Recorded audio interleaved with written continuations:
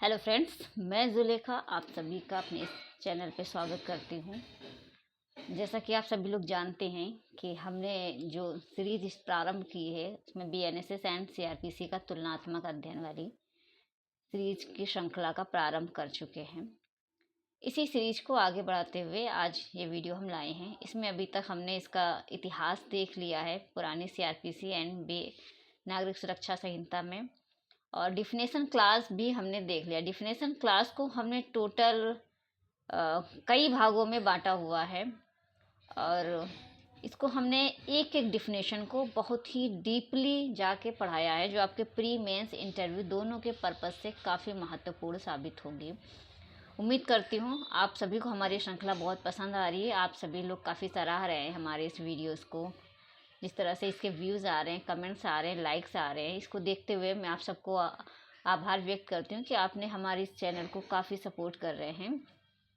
इसी तरह से अपना सहयोग और सपोर्ट बनाए रखिए ताकि हमारा उत्साहवर्धन होता रहे और हम अपनी इस श्रृंखला को आगे बढ़ाते हुए पूरी सीआरपीसी एंड बीएनएसएस दोनों का तुलनात्मक रूप से पूरा संहिता को समाप्त कर सकें, अच्छे से इसको कंप्लीट करते हुए पढ़ा सकें।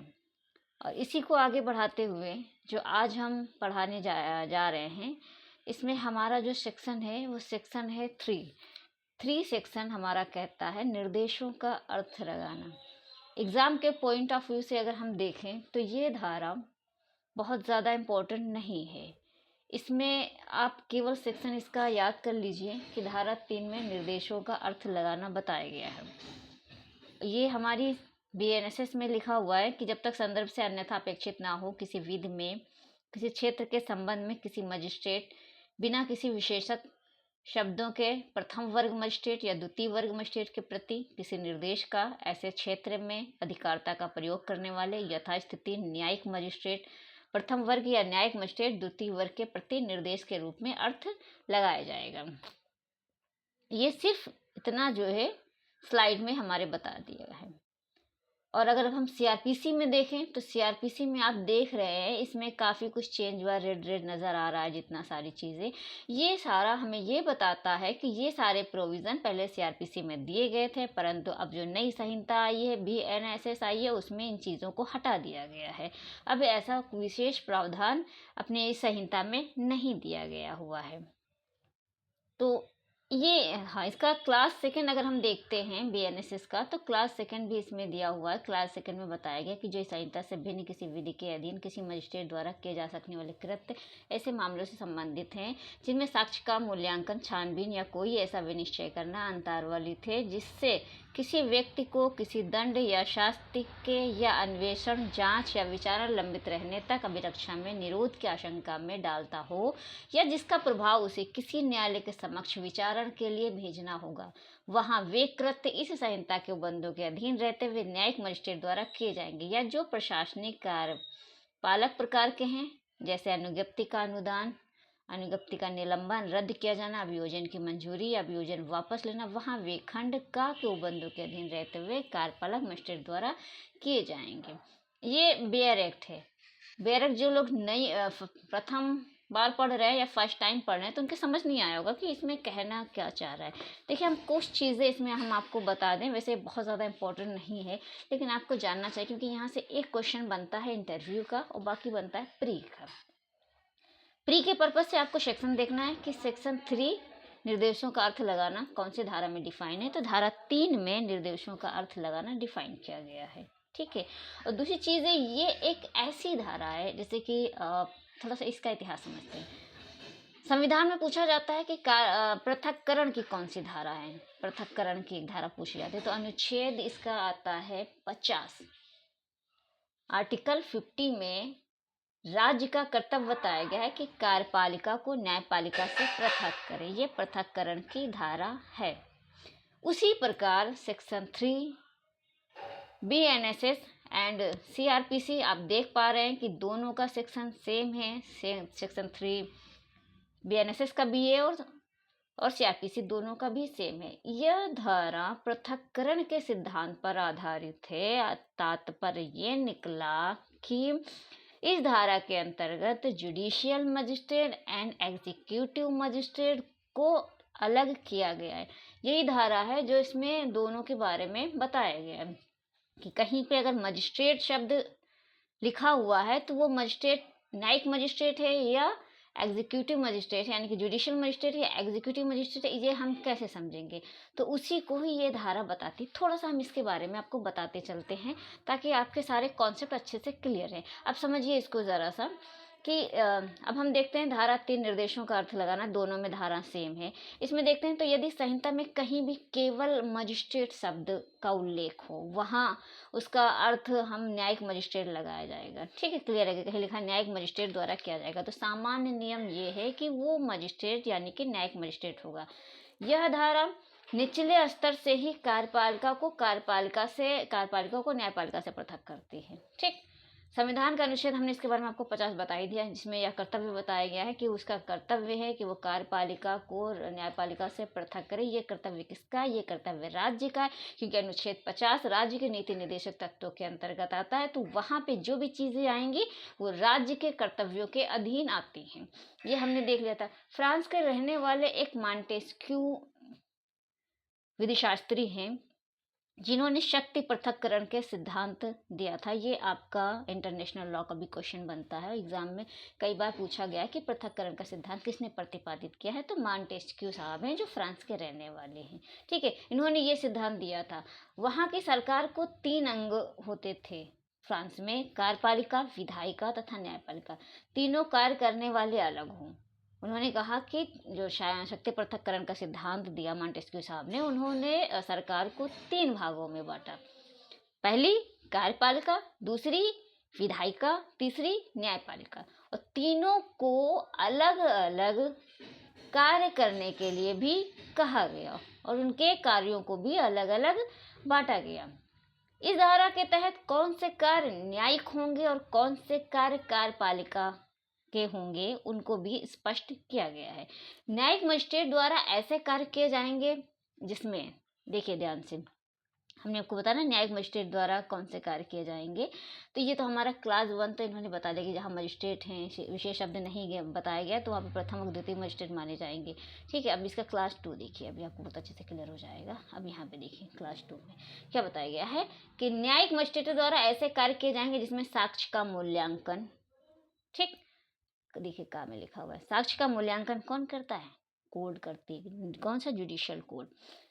छानबीन, कोई इन्वेस्टिगेशन हो गया, इंक्वायरी हो गया, ठीक है, इन्वेस्टिगेशन पुलिस करती है लेकिन इसी के अंतर्गत आता है, न्यायिक मजिस्ट्रेट करवाती है। किसी व्यक्ति को दंड या शास्ति देना, पनिश कर रहा है, पेनाल्टी लगा रहा है, इन्वेस्टिगेशन करवा रहा है, अभिरक्षा में रख रहा है, ठीक है, विचारण किया जा रहा है, किसी को अभिरक्षा में भेज रहा है, जुडिशियल कस्टडी में भेज रहा है, पुलिस कस्टडी में भेजा जा रहा है। तो ये सारे कार्यों का उल्लेख अगर कहीं किया गया है और वहाँ पर मजिस्ट्रेट शब्द यूज हुआ है तो आप उस मजिस्ट्रेट को जुडिशियल मजिस्ट्रेट समझेंगे। यानी कि हम कार्यों के अकॉर्डिंग ही हम ये समझेंगे कि यहाँ पे मजिस्ट्रेट का सेंस क्या है। अगर वहाँ पे जुडिशियल मजिस्ट्रेट लिखा हुआ तो क्लियर हो जा रहा है, लेकिन अगर खाली मजिस्ट्रेट शब्द है और उसके कार्य ऐसे हैं कि वो साक्ष्य का मूल्यांकन हो रहा है, छानबीन हो रहा है, इन्वेस्टिगेशन हो रहा है, कस्टडी में भेजा जा रहा है, जुडिशियल कस्टडी में ट्रायल हो रहा है, पेनाल्टी दी जा रही, पनिशमेंट दिया जा रहा है, तो वहाँ पे ये कार्य करने वाला जो प्राधिकारी होगा वो मजिस्ट्रेट, जुडिशियल मजिस्ट्रेट माना जाएगा। अब देखिए खा में देखते हैं तो यहाँ पे है प्रशासनिक कार्यपालक,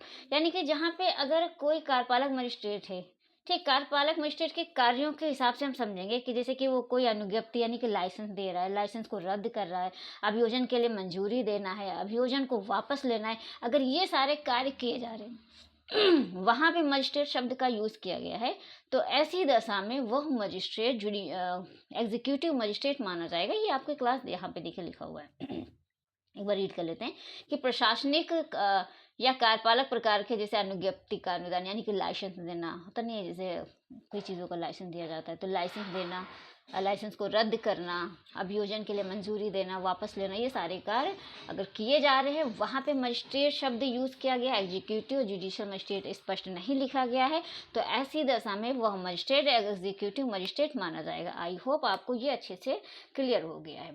ठीक है, अब इसमें जो है इतना बता दिया, थोड़ा सा इसमें ज़रा सा देख लेते हैं। एक सेकेंड। तो ये हमने आपका बीएनएसएस में बता दिया। आगे हम देखते हैं सीआरपीसी में। अगर देखें तो सीआरपीसी में थोड़ा महानगर मजिस्ट्रेटों का भी उल्लेख किया गया था, इसलिए इसमें जो है जो रेड जितना दिखाया गया है सबको हटा दिया गया, क्योंकि जैसे जहाँ पे जो ये चीफ सीजीएम थे उनके अगर निर्देशों का अर्थ लगा तो अगर महानगर क्षेत्र है तो वहाँ पे महानगर क्षेत्र वाले भी थे, इसमें शामिल थे। तो ये था, इसमें अब इनको हटा दिया गया। आप अपने सीआरपीसी से एक बार इसको रीड कर लीजिएगा, वरना काफ़ी समय एक ही सेक्शन में चला जाएगा। ठीक है, तो इसको एक बार बस रीड कर लीजिएगा, काफ़ी ये सब लिखा हुआ है। अब हम आगे बढ़ते हैं अगले सेक्शन पे, सेक्शन 4 पे आते हैं। तो यहाँ पे आप बस रिवीजन पर्पस से सिर्फ इतना देख लीजिए कि धारा 3 में निर्देशों का अर्थ लगाना बताया गया है। दोनों में सीआरपीसी बीएनएसएस में दोनों में सेम है। यह पृथक्करण सिद्धांत पे आधारित है। अगर कहीं पे कोई मजिस्ट्रेट शब्द लिखा गया है और वहाँ पे ये कंफर्म नहीं है कि कौन सा मजिस्ट्रेट है, अगर वैसा मजिस्ट्रेट साक्ष्य का भी लेखन ले रहा है, रिकॉर्ड ट्रायल कर रहा है, पेनाल्टी दे रहा है, इन्वेस्टिगेशन करा रहा है, ऐसे कार्य करा रहा है, तो वहाँ पे वो मजिस्ट्रेट जुडिशियल मजिस्ट्रेट माना जाएगा। और अगर कोई मजिस्ट्रेट लाइसेंस दे रहा है, लाइसेंस रद्द कर रहा है, अभियोजन को मंजूरी दे रहा है, अभियोजन को वापस ले रहा है, तो ऐसा मजिस्ट्रेट एग्जीक्यूटिव मजिस्ट्रेट माना जाएगा। आई होप आपको ये सेक्शन समझ आया होगा। मुझे भी बहुत समय तक ये सेक्शन समझ नहीं आया था, फिर बाद में क्लियर हो गया और काफ़ी अच्छे से मैंने बताया है, तो आप इसको देख लीजिएगा, अच्छे से क्लियर हो गया होगा, उम्मीद करती हूँ। आगे बढ़ते हैं। देखिए सेक्शन 4 आता है। सेक्शन 4 हमारा बताता है ट्रायल कोर्ट के बारे में। सेक्शन 4 बहुत ही इम्पोर्टेंट सेक्शन है और ये सेक्शन जो है हमारा क्या बताता है, ये बताता है ट्रायल कोर्ट के बारे में, यानी कि कौन से कोर्ट ट्रायल कोर्ट माने जाएंगे। इसकी हेडिंग देखते हैं तो लिखा है कि भारतीय न्याय संहिता 2023 और अन्य विधियों के अधीन अपराध का विचारण। सीआरपीसी में सेम है, कोई परिवर्तन नहीं हुआ है, वहाँ भी सेक्शन 4 ही है जो इसका विचारण कोर्ट के बारे में बताता है। ठीक है, अब देखते हैं इसको हम। अब ये समझिए, इसको हम 2 भागों में बांट लेते हैं। एक तो जो भारतीय न्याय संहिता के अधीन अपराध किए गए हैं उनके अधीन जांच, विचारण, अन्वेषण कहाँ किया जाएगा, और दूसरा है कोई अन्य विधि के अधीन कोई अपराध, अन्वेषण, जांच या विचारण किया जाना है तो वहाँ पे किसके तहत किया जाएगा, ये हम देखते हैं। देखें इसको सबसे पहले। अब एक रीडिंग कर लेते हैं कि भारतीय न्याय संहिता के अधीन किसी अपराध का अन्वेषण, जांच, विचारण और उसके संबंध में अन्य कार्यवाही इसमें इसके पश्चात अंतर्विष्ट उपबंधों के अनुसार की जाएंगी। एकदम स्पष्ट है। सेक्शन का 4 का क्लास 1 एकदम क्लियर है। ये कह रहा है कि अगर भारतीय न्याय संहिता जो पहले आईपीसी थी उसके अधीन कोई भी अपराध किया गया है, ठीक, उस अपराध का अन्वेषण होना है, जांच होना है, विचारण होना है या कोई अन्य कार्रवाई, ठीक, अन्वेषण, जांच, विचारण या कोई अन्य कार्रवाई की गई है तो उसके अगेंस्ट जो प्रोसीजर अपनाई जाएगी, जो प्रक्रिया अपनाई जाएगी, वो प्रक्रिया जो इस संहिता यानी कि भारतीय नागरिक सुरक्षा संहिता के अधीन बताई गई है वो प्रक्रिया लागू होगी, वो इसी संहिता के अनुसार ही की जाएगी। अगर अन्वेषण है तो अन्वेषण का जो चैप्टर बताया गया है, सीआरपीसी में पहले 12 था, अब यहाँ पे 13 हो गया है, वो पूरा सेम प्रोसीजर होगा। एफआईआर कैसे दर्ज होगा, कैसे इन्वेस्टिगेशन होगा, कैसे ट्रायल होगा, कैसे चार्ज बनेगा, कैसे सारी कार्रवाइयाँ की जाएंगी,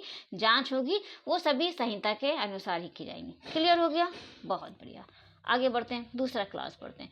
दूसरा क्लास हमारा कहता है किसी अन्य विधि के अधीन सभी अपराधों का अन्वेषण, जांच, विचारण अन्य और उनके संबंध में अन्य कार्रवाइयाँ इन्हीं उपबंधों के अनुसार, किंतु ऐसे अपराधों के अन्वेषण, जांच, विचारण या अन्य कार्रवाइयों की रीति या स्थान का विनियमन करने वाले तत्समय प्रवृत्त किसी अधिनियमित के अधीन रहते हुए की जाएंगे। अब ये क्या कह रहा है, सेक्शन 4 क्या कह रहा है, 4 का क्लास 2 देखिए। पहले हमने बता दिया कि अगर भारतीय न्याय संहिता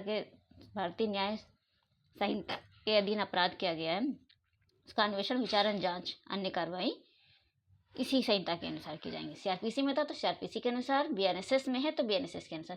सेकंड हमारा कहता है कि अदर लॉज जितने भी हैं, स्पेशल लॉ है, अगर उस स्पेशल लॉ में या अन्य विधि में उस अपराध के अन्वेषण, जांच, विचारण या अन्य प्रक्रिया के संबंध में उपबंध किया गया है स्पष्ट, तो उस संहिता के अनुसार किया जाएगा। अगर वहाँ स्पष्ट उपबंध नहीं किया गया है तो वो भी इसी संहिता के अनुसार प्रोसीड किया जाएगा। ये कह दिया कि अन्य विधि के अधीन अगर अपराधों का कोई अपराध किए गए हैं, ठीक, तो वहाँ पे अगर स्पष्ट लिखा गया है उस विधि में कि इस मतलब ऐसी कोई प्रक्रिया बताई गई है, प्रोसीजर बताया गया है, तो उसी के अनुसार जो है वो कार्रवाई संपादित की जाएगी कि अन्वेषण ऐसे होगा, इतने समय के भीतर होगा, जांच होगा, विचारण होगा। और अगर वहाँ स्पष्ट नहीं लिखा गया है तो फिर वो प्रक्रिया जो यहाँ पे हमारे यहाँ बीएनएसएस में बताई गई कि इन्वेस्टिगेशन की जो प्रक्रिया बताई गई, जांच की प्रक्रिया बताई गई, विचारण की प्रक्रिया बताई गई या अदर जो भी प्रोसीडिंग बताई गई, वो यहीं इसी के अनुसार अनुशासित होगी। एक केस है ओम प्रकाश बनाम तमिलनाडु राज्य, इसमें कहा गया था कि प्राइवेट मंच पर न्यायाधीश द्वारा राय अभिव्यक्त करने पर आपराधिक विचारण पर कोई प्रभाव नहीं पड़ता है, ये बताएगा। तो ये हमारा इस तरह से सेक्शन 4 कंप्लीट हो गया है, ठीक है। तो ये बहुत बढ़िया था, इम्पोर्टेंट भी सेक्शन है, आता भी है एग्ज़ाम में। बस आप इसको मैं बहुत ही नहीं, एक लाइन में बता दे रही हूँ कि अगर ये अपराध का विचारण करना है तो ये कहाँ से डिसाइड होगा, तो ये सेक्शन 4 बता दे रहा है। आईपीसी के अधीन या बीएनएस के अधीन अपराध किए गए हैं तो वो सभी बीएनएसएस के तहत ही शासित होंगे, अन्वेषण, जांच, विचारण किया जाएगा। अन्य विधियां अगर वहाँ कोई बताया गया प्रक्रिया तो उसी के अनुसार फॉलो की जाएंगी, नहीं तो ये अप्लाई करेगी, ठीक है। इतना हो गया। फिर अब हम आगे बढ़ते हैं सेक्शन 5। सेक्शन 5 हमारा सीआरपीसी में भी सेम है और बीएनएसएस में भी सेम प्रोसीजर बताया गया है, दोनों में सेम है। इसका मतलब होता है सेविंग या व्यावृत्ति। क्या होता है व्यावृत्ति या सेविंग क्लॉज? इसका मतलब ये होता है कि कुछ चीज़ें हैं जो जिनको बचाया गया वे इनके तहत शासित नहीं होंगे। पढ़ लेते हैं, इसको रीड कर लेते हैं। देखिए दोनों से में कोई सेक्शन में परिवर्तन नहीं हुआ है। कहा गया है कि प्रतिकूल किसी विनिर्दिष्ट उपबंध के अभाव में इस संहिता की कोई बात तत्समय पर्वत किसी विशेष या स्थानीय विधि पर या तत्समय पर्वत किसी अन्य विधि पर विधि द्वारा प्रदत्त किसी विशेष अधिकारता या शक्ति या विहित प्रक्रिया के किसी विशेष प्रारूप पर प्रभाव नहीं डालेगी। मीन्स कि अगर कोई विशेष विधि है या स्थानीय विधि है या विशेष अधिकारता या शक्ति वाला कोई ऐसा प्रावधान है या वहाँ पे विशेष प्रक्रिया है, तो ऐसी दशा में भारतीय नागरिक सुरक्षा संहिता उस पर कोई विपरीत प्रभाव नहीं डालेगी। सिर्फ इतना बताया गया कि अगर जैसे कि मान के चलिए सपोज दैट एक एग्जांपल लेते हैं, मान के चलिए पॉक्स हो गया या SC/ST हो गया, तो जैसे ये स्पेशल लॉ हो गए। अगर यहाँ पे कोई चीज़ बताई गई है, स्पेशली बताई गई कि इन्वेस्टिगेशन का जो प्रक्रिया होगा वो ऐसे किया जाएगा और वहाँ पे अभियुक्तों को ऐसे लाया जाएगा, मतलब कोई भी ऐसी प्रक्रिया बताई गई, जांच की है या विचारण की है, ठीक है, जो हमारे बीएनएसएस में कुछ अलग है वहाँ पे कुछ अलग है, तो ये उस पर नहीं अप्लाई करेगी, वो उसी के अनुसार चलेगा, इस पर लागू नहीं होगी, ठीक है। तो यहाँ पे बताया गया कि अगर कोई विशेष विधि है तो स्थानीय विधि है, विशेष अधिकारता वाले प्रावधान है, तो उस पर ये बीएनएसएस कोई विपरीत प्रभाव नहीं डालेगा। ये अपना सेविंग क्लॉज बताता है, ठीक है। और बाकी इसमें विशेष ऐसा कुछ नहीं है, बस आप सेक्शन देख लीजिए और इसका कॉन्सेप्ट समझ लीजिए कि क्या कहता है। सेविंग कंप्लीट हो गया। इस तरह से हमने 3 धाराएं देख ली, एक बहुत ही सही नज़र से अब रिवीजन करा दे रहे हैं। बस इस वीडियो को यहीं पर रोकते हैं, अगली वीडियो में अगला चैप्टर कंप्लीट करेंगे। हमने सबसे पहले क्या देखा? सबसे पहले हमने सेक्शन 3 देखा। 3 में बताया गया निर्देशों का अर्थ लगाना कि अगर वहाँ पे मजिस्ट्रेट शब्द है, कंफर्म नहीं है कि जो एग्जीक्यूटिव मजिस्ट्रेट है कि जुडिशियल मजिस्ट्रेट है, तो इसके कार्यों के हिसाब से हम उसको अलग करेंगे। अगर उसके कार्य हैं, साक्ष्य अभिलिखित करना है, जांच हो रहा है, विचारण हो रहा है या पनिशमेंट दिया जा रहा है, पेनाल्टी दी जा रही है, तो ऐसा मजिस्ट्रेट हम मानेंगे वो जुडिशियल मजिस्ट्रेट है। और अगर मजिस्ट्रेट शब्द लिखा है, अब वो मजिस्ट्रेट कैसे कार्यों को एग्जीक्यूट कर रहा है, वो लाइसेंस दे रहा है, लाइसेंस को रद्द कर रहा है, अभियोजन को मंजूरी दे रहा है, अभियोजन को वापस ले रहा है, ऐसा कोई कार्य संपादित कर रहा है तो वो मजिस्ट्रेट एग्जीक्यूटिव मजिस्ट्रेट माना जाएगा। और ये सेक्शन 3 जो है निर्देशों का अर्थ लगाना शक्ति पृथक्करण के सिद्धांत पर आधारित है। इससे संबंधित हमने आर्टिकल 50 भी बताया था, जहाँ पे राज्य का कर्तव्य था कि वो न्यायपालिका के और कार्यपालिका के कार्यों को पृथक करने का उसका मैंने ड्यूटी बताया था कि ये उसकी ड्यूटी है। फिर सेक्शन 4 हमने बताया है कि इसमें अगर विचारण कोर्ट कौन कौन माने जाएंगे, माफ़ कीजिएगा, हमने आपको बताया कि अपराधों का विचारण कहाँ किया जाएगा, इस पे हमने आपको बताया कि जो है, तो इसलिए हमने आपको अच्छे से बताया, हाँ बताया कि कहाँ विचारण किया जाएगा। तो हमने बताया कि अगर जो है विचारण, अन्वेषण, जांच, विचारण ऐसी प्रक्रिया अगर अपराध बीएनएस भारतीय न्याय संहिता के अधीन अपराध किए गए हैं तो यही हमारी सीआरपी बीएनएसएस लागू होगी। और अगर अन्य विधियां में कोई अपराध किया गया तो वहाँ पे अगर कोई ऐसा प्रोसीजर दिया गया तो वहाँ अप्लाई करेगा, अगर वहाँ पे नहीं है तो इस पे शासित होगा। सेक्शन 5 हमने आपको व्यावृत्ति क्लॉज बताया है कि अगर कोई ऐसे विशेष लॉ है, स्थानीय विधि है तो उस पर ये प्रभाव नहीं डालेगी। इस तरह से हमने 3 सेक्शन आज कंप्लीट कर लिए हैं। आप इसको अच्छे से पढ़ लीजिएगा, इसके शॉर्ट नोट्स बना लीजिएगा। आपके जो भी कोई सुझाव है या आपकी कोई ओपिनियन है इसके बारे में, या कुछ आप अलग से कुछ बताना चाहते हैं, आपको वीडियो पसंद आ रही है, जो भी है, आप अपनी प्रशंसा या अपने जो भी तारीफ सुझाव जो भी हैं आप अपने कमेंट बॉक्स में जाके ज़रूर लिखिएगा और हमें अपने सुझाव अवश्य बताइएगा। और बाकी वीडियो पसंद आया हो तो लाइक करें, ज़्यादा से ज़्यादा शेयर करें, सब्सक्राइब भी कराएं अपने दोस्तों से भी। Thank you so much.